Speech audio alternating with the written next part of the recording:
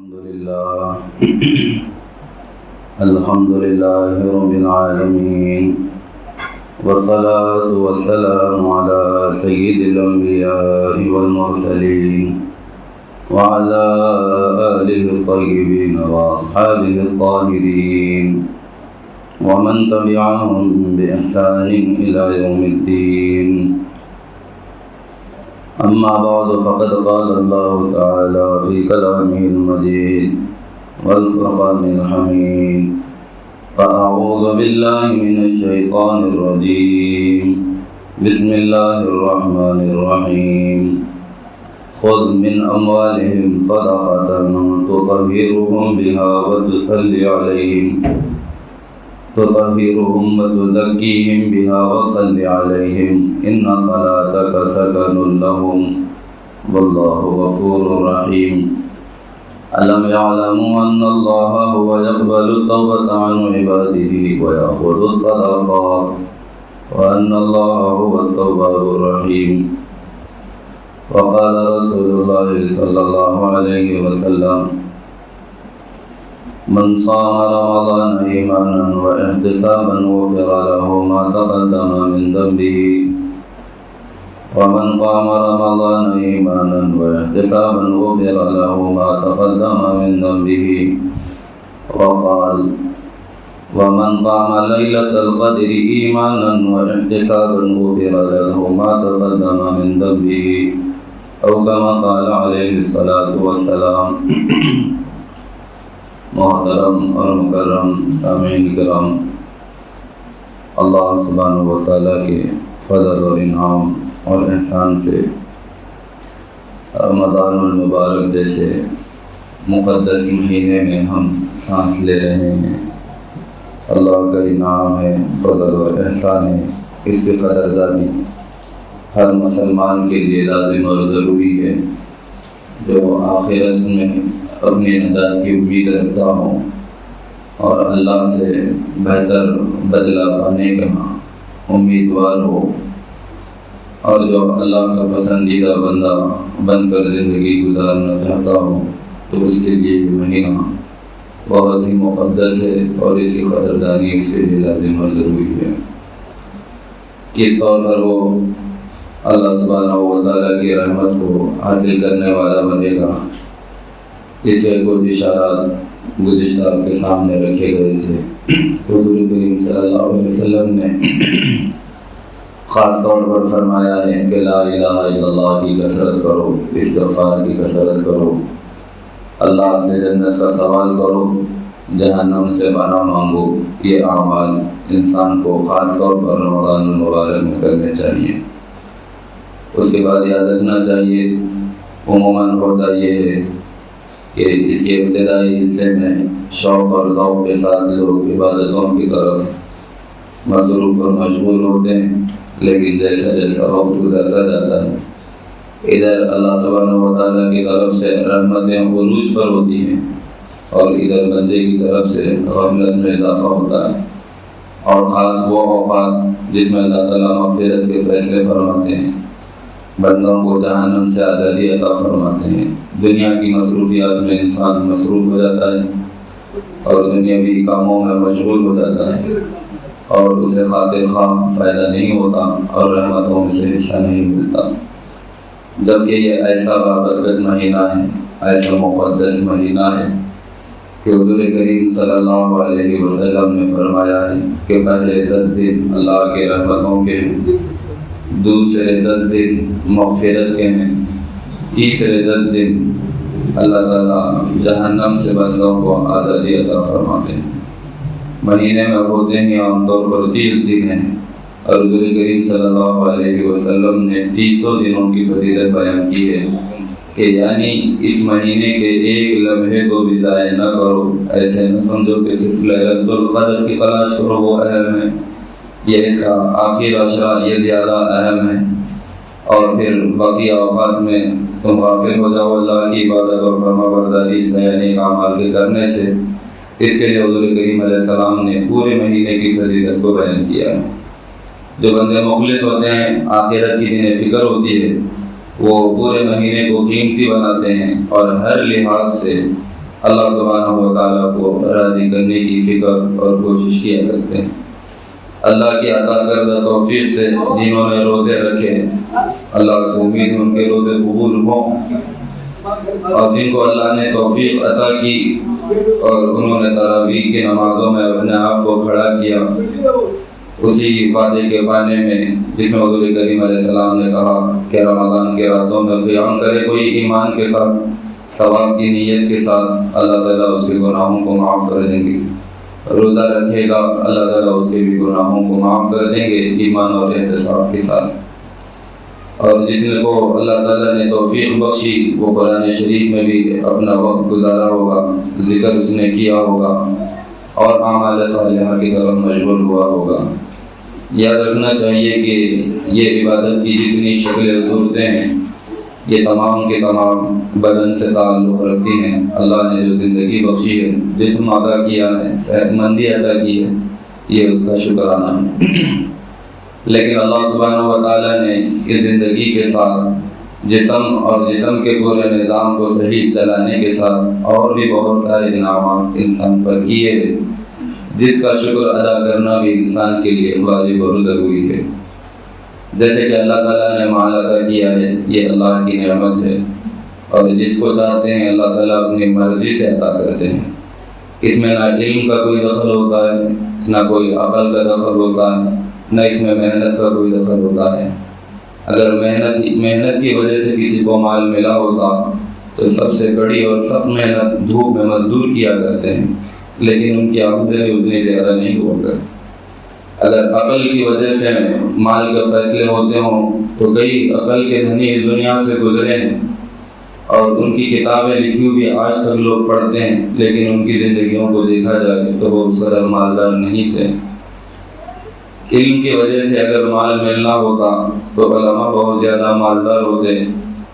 لیکن دیکھا اکثر یہ گیا ہے کہ بہت سارے علماء ان کی زندگیاں فقر و فاقے کی شکار رہی ہیں۔ تو رزق خالص اللہ کے فیصلے سے ملتا ہے۔ اللہ تعالیٰ جس کو چاہتے ہیں عطا کرتے ہیں، جس کو چاہتے ہیں محروم کرتے ہیں۔ تو اللہ نے مال دیا ہے تو اس کی شکر گزاری کا جذبہ بھی انسان کے اندر پیدا ہو۔ ایک تو انسان جسم کی نعمت کو پا کر اللہ سے غافل ہو جاتا ہے، تو اس کا علاج بتایا گیا کہ اس جسم کو کھپاؤ اللہ کی عبادت میں، اور اس نفس کو مارو، اور اللہ سبحانہ و تعالیٰ کی نعمتوں کا احساس دل میں پیدا ہوگا جب روزہ رکھو گے۔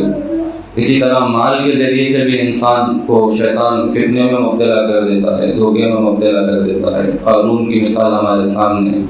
شداد اور حامان کی مثالیں قرآن شریف میں بیان کی گئی ہیں کہ مال کو پانے کے بعد انسان غرور اور تکبر میں مبتلا ہو جاتا ہے۔ اس کی محبت دل میں آتی ہے تو پھر اللہ کی محبت معروف ہونے لگتی ہے، کم ہونے لگ جاتی ہے۔ تو اللہ تعالیٰ نے اس مال کی محبت کو بھی دل سے ختم کرنے کا ارادہ فرمایا، اور ساتھ ہی اللہ کی نعمت ہے اس کا احساس دلوں میں پیدا ہو، اس کے لیے مالوں میں زکوٰۃ اللہ سبحانہ و تعالیٰ نے فرض قرار دی ہے۔ وفی اموالہم حق معلوم للسائل والمحروم، جو مالدار ہیں ان کے مالوں میں صرف ان کا حق نہیں ہے بلکہ جو محروم کر دیے گئے اللہ کی تقسیم میں ان کا بھی حق ہے۔ جو مانگنے والے ہیں ان کا بھی اس کے اندر حق ہے۔ اور یہ جو نظام زکوٰۃ ہے یہ انسانی معاشرے کے لیے نہایت لازم اور ضروری ہے۔ اللہ تعالیٰ اپنے فیصلے کی وجہ سے جس کو چاہتے ہیں روزی دے دیتے ہیں، جس کو چاہتے ہیں محروم کر دیتے ہیں، لیکن ضروریات ہر ایک کے ساتھ لگی ہوئی۔ مالدار کو بھی بھوک لگتی ہے، اس کی بھی اولاد ہوتی ہے، اس کا بھی گھر کا خرچ ہوتا ہے۔ اسی طرح جو تندرست ہوتا ہے، غریب اور محتاج ہوتا ہے، بھوک اسے بھی لگتی ہے، گھر اس کا بھی ہے، اولاد اس کی بھی ہے، ضروریات اس کے ساتھ بھی لگی ہوئی ہیں۔ اگر یہ دولت کی تقسیم برابر طریقے پر نہ ہو تو معاشرے میں ایک دوسرے کے متعلق حسد پیدا ہوگا کہ اسے مال دیا گیا اور میں محروم کر دیا گیا، اس کی ضرورتیں پوری ہو جاتی ہیں، میری ضرورتیں پوری نہیں ہوتی۔ انسان مختلف گناہوں میں اس کے ذریعے سے ملوث ہو سکتا ہے۔ اس وجہ سے اللہ تعالیٰ نے دولت کی تقسیم فرمائی اور خرچ کرنے والوں کو یہ احساس اللہ تعالیٰ نے ہر وقت دلایا ہے کہ یہ جو مال ہے یاد رکھو ہماری طرف سے دیا گیا ہے۔ انفقوا مما رزقناکم، خرچ کرو اس مال میں سے جو ہم نے تم کو دیا ہے۔ تو ہر جگہ جہاں پر اللہ تعالیٰ نے خرچ کرنے کا حکم دیا ہے، تقریباً ہر جگہ پر یہ احساس اللہ نے دلایا ہے کہ مال ہمارا دیا ہوا ہے، تو اللہ کا دیا ہوا مال ہے، تو یہ اللہ کے راہ میں خرچ کرنا پھر انسان کے لیے آسان ہوتا ہے۔ بندہ اگر یہ سوچے کہ علم کی وجہ سے کمایا ہوں، صلاحیتوں کی وجہ سے کمایا ہوں، اپنا وقت لگا کر کمایا ہوں، تو پھر یہ مال اس کے لیے آزمائش کا سبب ہو جاتا ہے، جس طرح قارون کے لیے ہوا۔ موسیٰ علیہ السلام نے کہا کہ اللہ کی راہ میں خرچ کر، اس نے کہا اللہ کا دیا ہوا مال ہے، اللہ کی راہ میں خرچ کر، تو قارون نے کہا کہ کہاں کا اللہ کا دیا ہوا ہے، نعوذ باللہ، یہ تو میں نے اپنی محنت سے اور اپنے علم کے زور پر کمایا ہے۔ یہ مال اس کے لیے سبب آزمائش ہو گیا، اتنی آزمائش اس کی ہو گئی کہ آخر کو اللہ تعالیٰ نے عذاب نازل کیا اور وہ زمین میں اپنے مال کے ساتھ دھسا دیا گیا۔ تو اس کو عذاب دینے کی وہ شکل رہی، اور یہ امت میں جو بھی اللہ کی طرف سے فیصلہ ہو، چاہے دنیا میں اللہ تعالیٰ مال کو چھین لے، یا یہ کہ آخرت میں اللہ کے راہ میں اس مال کے خرچ نہ کرنے کی وجہ سے کسی عذاب میں مبتلا ہو جائے، ہر دو چیز انسان کے لیے مصیبت کا سبب ہے، جس کو انسان جھیل نہیں سکتا، برداشت نہیں کر سکتا۔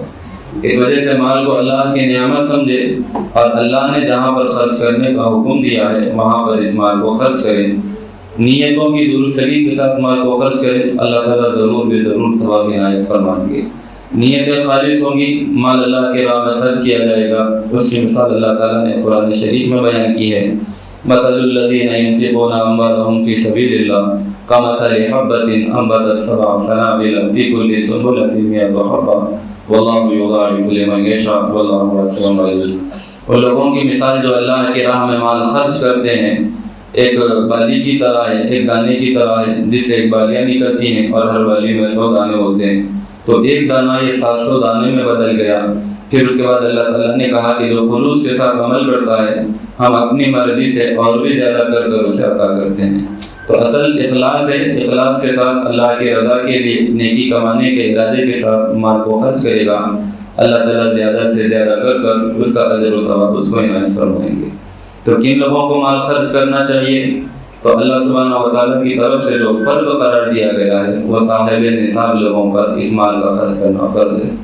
باقی جو صاحب نصاب نہ ہوں لیکن ضرورت سے زائد ان کے پاس مال ہے اور وہ مال کو بھی اللہ کے راہ میں خرچ کرنا چاہتے ہیں، تو وہ اپنے طور پر کر سکتے ہیں اللہ سے ثواب کی امید رکھ کر۔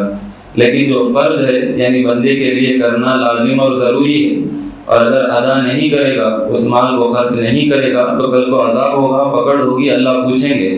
اللہ تعالیٰ نے اس کو بھی قرآن شریف میں بیان کیا کہ یوم یوم علیہا فی نار جہنم فتکوی بہا جباہہم وجنوبہم وظہورہم ھذا ما کنزتم لانفسکم فذوقوا ما کنتم تکنزون۔ جس دن اس سونے اور چاندی کو جہنم کی آگ میں تپایا جائے گا، پھر ان کی پیٹھ، بازو وغیرہ، پیشانی کو اسے داغا جائے گا، اور انہیں کہا جائے گا کہ یہ تمہارا وہ مال ہے، تمہارا خزانہ ہے جو تم دنیا میں جمع کیے، لو اپنے خزانے کا مزہ تکو، کتنا اچھا مزہ تم کو آ رہا ہے۔ تو یہ عذاب ان کو دیا جائے گا جنہوں نے فرض چیز کو یعنی زکوٰۃ کو ادا نہیں کیا اپنے مالوں میں سے۔ تو وعید ہے فرض کے ادا نہ کرنے پر، اور عذاب قرآن شریف میں ذکر کیا گیا ہے۔ تو کن کے اوپر یہ زکوٰۃ واجب ہوتی ہے، کون صاحب نصاب ہے، یہ معلوم کرنا ہر ایک کے لیے لازم اور ضروری ہے، جس کے پاس پیسہ ہو، مال ہو۔ تو نصاب بیان کیا گیا ہے جس کے پاس سونا ہو، چاندی ہو، یا مال تجارت ہو، یا اسی طرح نقد پیسے ہوں، تو ان کی ایک مناسب مقدار یہ اگر کسی کے پاس ہو تو وہ صاحب نصاب ہے۔ سونے کے بارے میں کہا گیا کہ کس قدر مقدار لوگوں کے پاس ہو تو وہ صاحب نصاب کہلائیں گے۔ تو کہا گیا کہ سونا اگر کسی کے پاس 7.5 تولہ ہو، 7.5،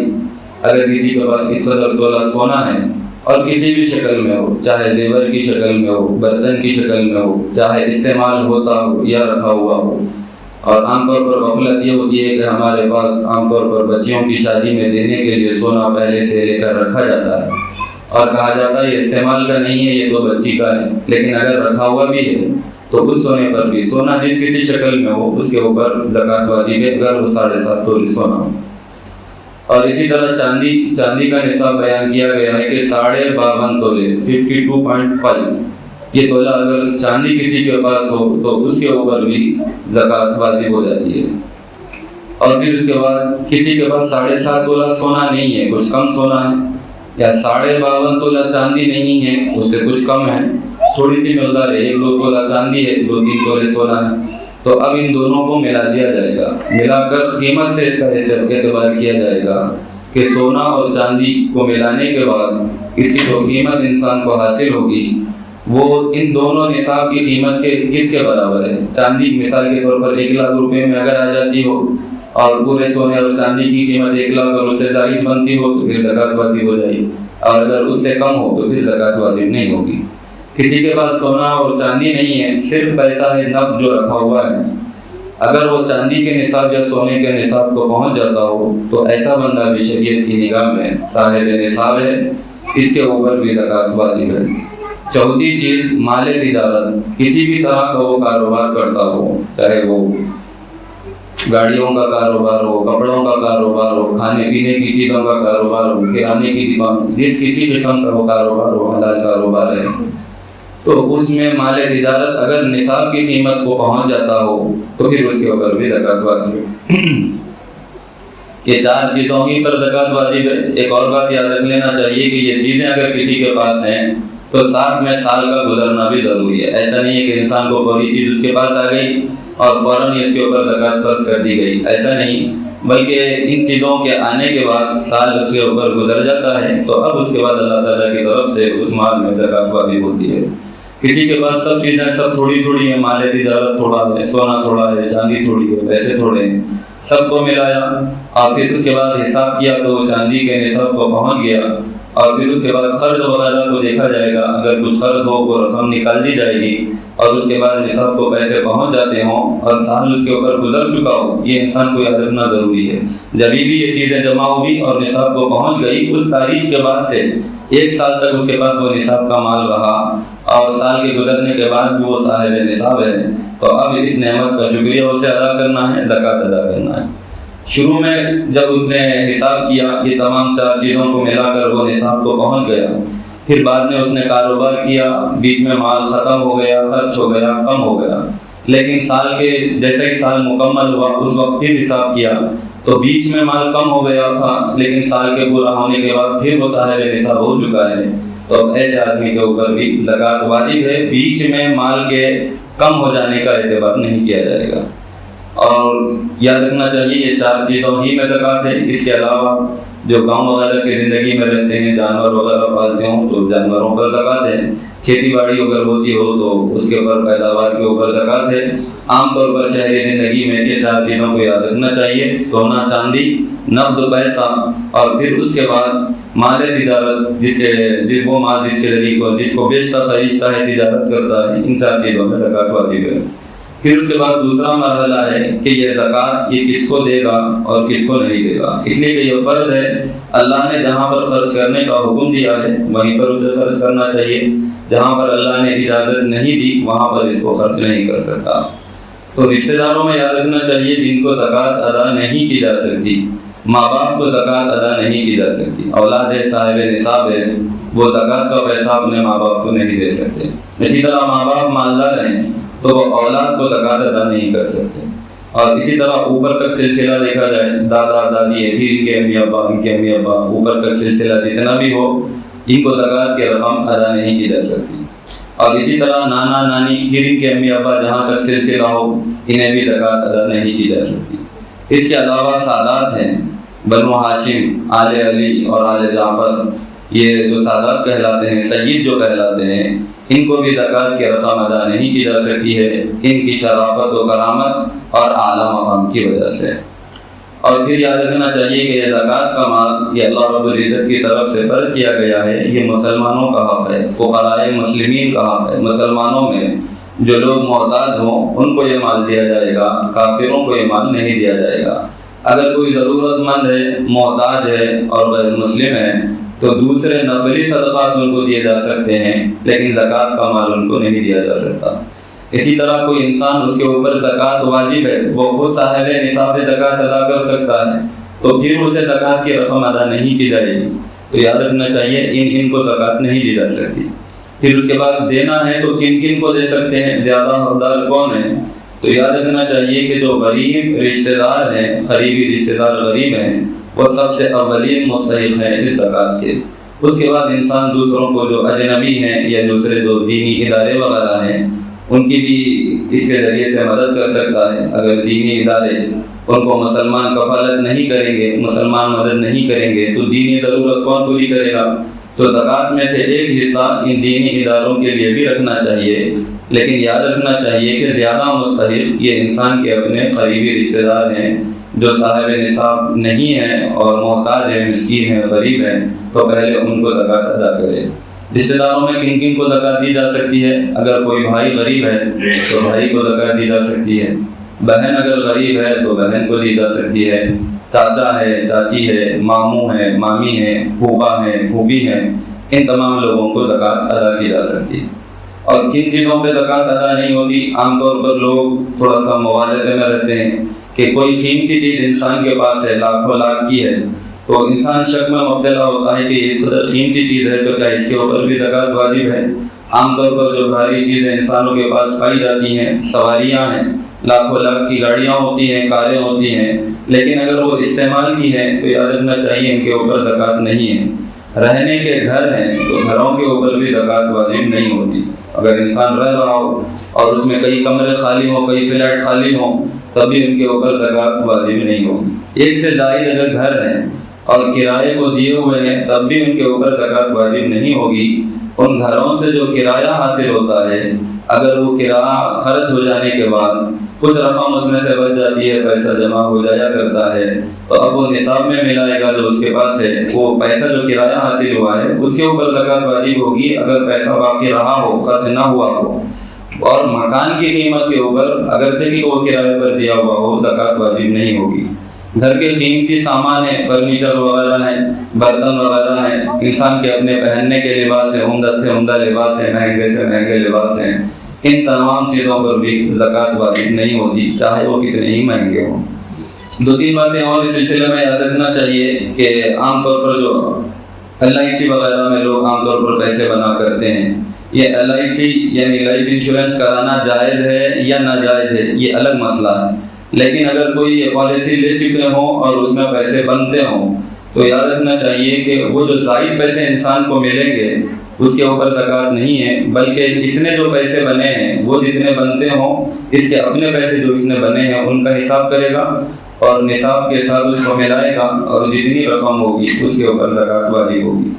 اسی طرح دوسری شکل جو نہیں ہمارے سامنے آتی ہے، ملازمین کے لیے خاص طور پر ان کی تنخواہوں میں سے PF کاٹ لیا جاتا ہے۔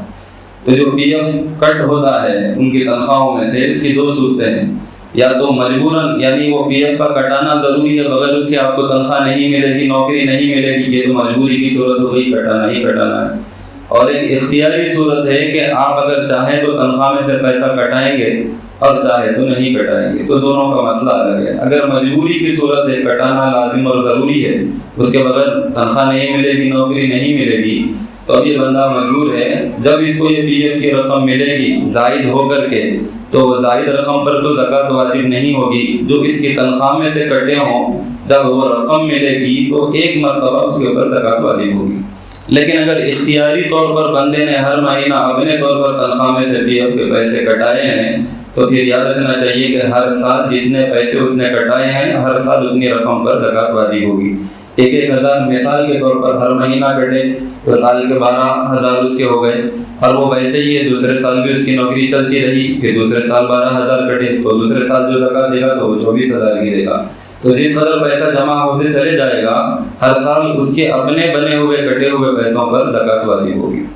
اور ایک صورت یہ ہے کہ لانگ ٹرم جو قرض لیا جاتا ہے، جیسے کہ گھر وغیرہ بنانے کے لیے جو قرض حاصل کیا جاتا ہے، تو نصاب کے بعد جو انسان قرض کے پیسے نکالے گا تو یہ پورے اگر نکال دیا تو پھر تو زکوٰۃ واجب نہیں ہوگی۔ جیسا کہ سونے چاندی کو جو نقدی رکھی ہوئی ہے اس کو اور جو سامان تجارت ہے ان تمام کو ملایا، اور پھر اس کے بعد ایک 12 لاکھ مثال کے طور پر پہنچ چکے۔ اب گھر بنانے وغیرہ کے لیے جو اس نے قرض لیا ہوا ہے وہ 15 لاکھ ہے، اب وہ 12 لاکھ میں سے 15 لاکھ چلے گئے تو 3 لاکھ کے مائنس میں آ گیا، تو اس کے اوپر تو زکوٰۃ ہی نہیں ہوئی۔ تو ایسا نہیں کیا جائے گا۔ جو لمبی مدت کے قرضے ہوں تو اس میں دیکھا جائے گا کہ کتنے سال کے، مثال کے طور پر 5 سال کی مدت میں اسے 15 لاکھ پھیڑنا ہے بینک کو یا کسی کو بھی جس کے پاس سے لیا ہے، تو 1 سال میں 3 لاکھ روپے اسے ادا کرنا ہے۔ تو یہ زکوٰۃ کا حساب چونکہ سال بھر کا ہوتا ہے، تو اب وہ 3 لاکھ روپئے سال بھر میں جو اسے ادا کرنے ہیں وہ نکالے گا وہ 12 لاکھ کی رقم میں سے،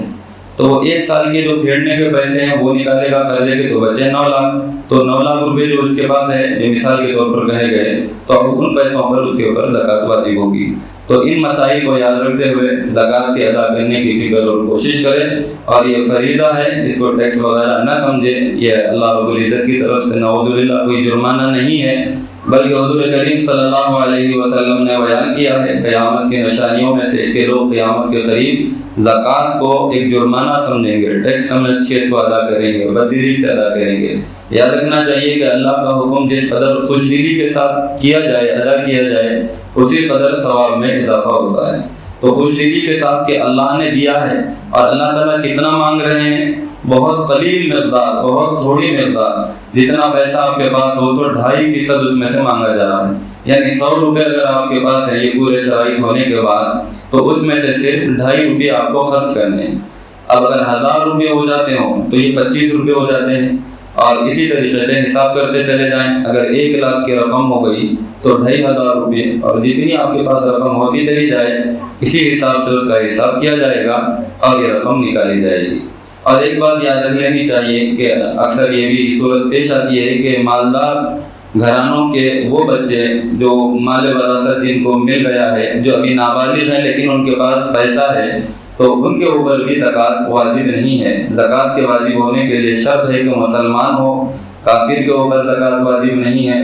اور اسی طرح سے بالغ ہو، نابالغ کے مال پر زکوٰۃ واجب نہیں ہے، اور اسی طرح سے عاقل ہو، عقل مند ہو، ہوش و حواس باقی ہوں۔ اگر کوئی مجنون اور دیوانہ ہے اور مال وراثت اس کو ملا ہوا ہے تو اس کے مال میں بھی زکوٰۃ واجب نہیں ہے۔ 1 سال تک اگر اس کا دیوانہ پن چلتا رہا اور اس میں کوئی افاقہ اس کو حاصل نہیں ہوا تو یہ دیوانہ شمار کیا جائے گا، اور اس کے مال پر بھی زکوٰۃ واجب نہیں ہوگی۔ یہ تمام مسائل کو بندہ یاد رکھے اور احتیاط کے ساتھ، یہ اللہ کا حق ہے، اللہ کی امانت ہے، جن کے ذریعے سے اللہ تعالیٰ اس امت کے کمزور طبقے کی، مظلوموں کی اور غریبوں کی مدد فرماتے ہیں۔ اگر بندہ خوش دلی کے ساتھ ان کو نکالے گا تو دنیا میں بھی امن اور سکون کا سبب ہوگا، اس کا مال پاک ہوگا، اور اللہ تعالیٰ اس کے ثواب میں اضافہ کریں گے۔ خود حضور کریم صلی اللہ علیہ وسلم کو حکم دیا گیا تو خذ من اموالہم صدقۃ تطہرھم وتزکیہم بہا وصلی علیہم، کہ آپ ان سے صدقات لیجئے، ان کے زکوٰۃ کے مال لیجئے، ان کے ذریعے سے آپ ظاہراً بھی ان کو پاک کریں گے، باطناً بھی آپ ان کو پاک کریں گے، اور آپ ان کے لیے دعا کیجئے، اور آپ کی دعا ان کے دلوں کے سکون کا سبب ہوگا۔ تو صدقات اور یہ زکوٰۃ کی رقم مسلمانوں کے مال میں سے لی جائے، اور اس کے ذریعے سے مال بھی پاک ہوتا ہے اور دلوں سے مال کی محبت بھی ختم ہوتی ہے، نحوستیں بھی ختم ہوتی ہیں، یہ اللہ سبحانہ و تعالیٰ نے ارشاد فرمایا ہے۔ تو یہ دوسرا ذریعہ ہے جس کے ذریعے سے بندہ اللہ کی رضا کو حاصل کر سکتا ہے، اور یہ جب کہ موسم بہار نیکیوں کا چل رہا ہے اور بدنی عبادتوں کے ذریعے سے بندہ اللہ کی طرف متوجہ ہے، تو یاد رکھنا چاہیے کہ مالی عبادتیں بھی وہ انجام دیا کرے جو اللہ کی طرف سے خاص طور پر فرض قرار دیا گیا ہے، زکوٰۃ کا ادا کرنا، وہ زکوٰۃ کو ادا کرے اور اللہ سے ثواب کی امید رکھے۔ اللہ تعالیٰ اس کے مال کو خرچ کرنے کو ضائع جانے نہیں دیں گے، اس کا بدلہ اللہ تعالیٰ اس دنیا میں بھی اسے ادا کریں گے، اور آخرت میں بھی اسے بہتر سے بہتر بدلہ ملے گا۔ اللہ تعالیٰ سے دعائیں تمام کو علم صحیح اور عمل صالح کی توفیق نصیب فرمائے۔ آمین۔ وآخر دعوانا الحمد للہ رب العالمین۔